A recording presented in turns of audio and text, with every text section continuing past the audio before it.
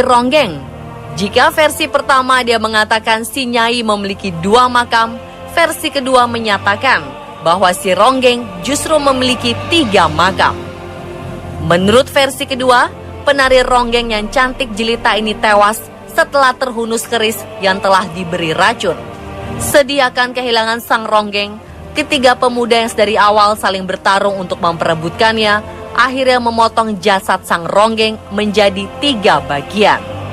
Legenda Nyai Ronggeng di tanah air rupanya muncul dalam berbagai cerita. Ada beberapa cerita tentang asal muasalnya Nyai Ronggeng yang telah diyakini secara turun-temurun di suatu daerah. Selain dari daerah Kebumen, legenda tentang Nyai Ronggeng juga dikenal di Cianjur. Tepatnya di sebuah desa bernama Cibokor, Pasir Koneng, terdapat sebuah terowongan kereta api bawah tanah bernama Lampegang.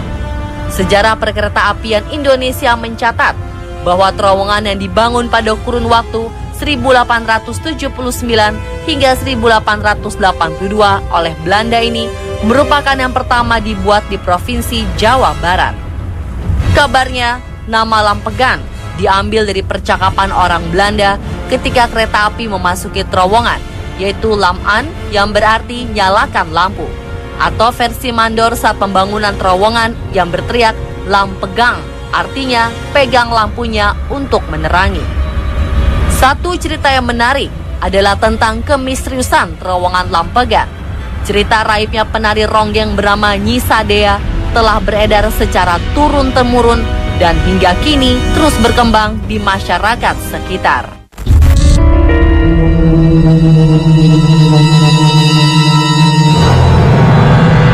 Diceritakan, pada 1882, terowongan Lampegan rampung dibangun. Untuk menghibur pejabat Belanda dan menak-menak periangan, diundanglah Nyi Sadea, seorang Ronggeng yang sangat terkenal waktu itu. Nyi Sadea memang sangat terkenal karena selain muda dan cantik dengan wajah Indo, Nyi Sadea juga pandai berbahasa Belanda. Inilah yang semakin membuat Nyi Sadea populer di kalangan warga kelas atas Hindia Belanda. Usai pertunjukan, menjelang dini hari, Nyi Sadea diantar pulang oleh seorang pria melalui terowongan yang baru diresmikan tersebut.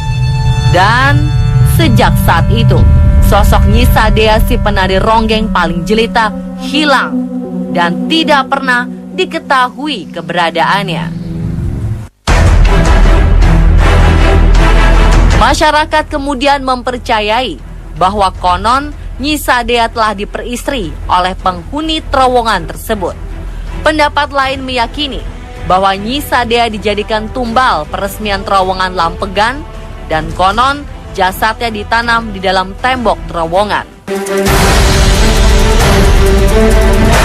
Dari mitos masyarakat yang beredar, pada malam-malam tertentu, khususnya malam Jumat Kliwon, sering terlihat sesosok wanita dengan pakaian seperti penari, berjalan dan menari di sekitar terowongan Lampegan.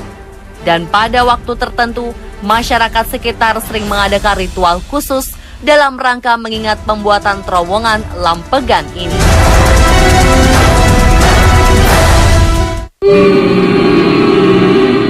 Di desa Ciherang, Kuningan, Jawa Barat, ada sebuah kutukan yang diyakini oleh warga secara turun-temurun. Di desa ini, sulit untuk menemukan gadis cantik berusia 19 tahun ke bawah.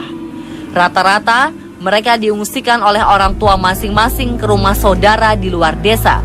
Baru ketika melewati usia 19 tahun, gadis-gadis ini kembali ke desa Ciherang.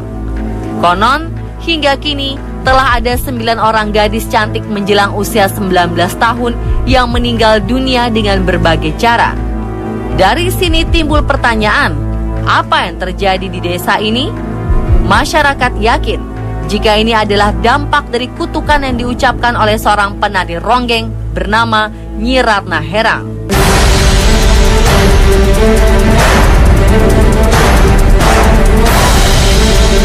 Nyi Ratna Herang adalah seorang penari Ronggeng terkenal di era 1920-an.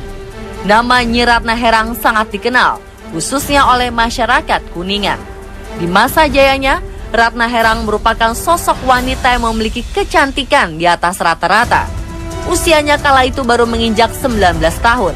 Rambutnya panjang tergerai, serta tubuhnya begitu mempesona.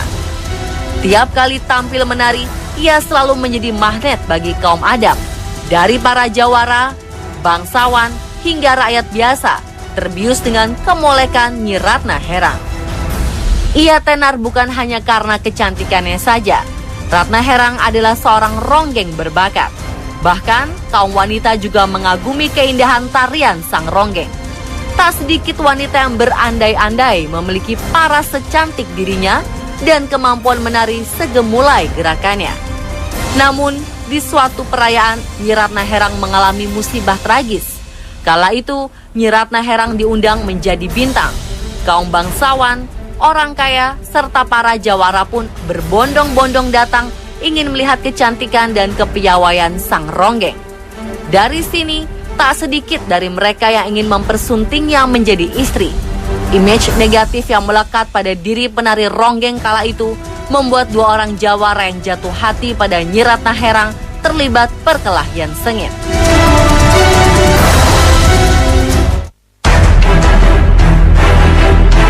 Keduanya berebut ingin bersama dengan sang ronggeng.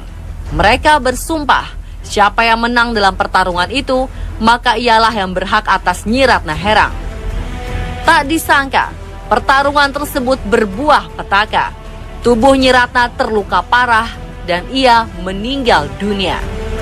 Namun, sesaat sebelum menghembuskan nafas terakhir, dari bibir sang ronggeng terucap kalimat, "Di sini tak akan ada perempuan yang secantik dirinya sampai umur 19 tahun. Menurut orang-orang tua, kata-kata tersebut mengandung arti bahwa di daerah ini tidak akan ada perempuan yang cantik dengan rambut panjang tergerai sampai ia menginjak usia 19 tahun. Itulah sebabnya para orang tua selalu mengungsikan anak-anak gadis mereka keluar desa. Setelah ia meninggal akibat tragedi tersebut, jasad sang ronggeng cantik ini dihanyutkan ke Sungai Cigede, hingga jasadnya ditemukan warga di Blok Pamujaan, tepatnya di Desa Ciherang. Jasadnya kemudian dimakamkan di pinggir sungai tak jauh dari tempatnya ditemukan. Berita penemuannya pun cukup menggemparkan kala itu.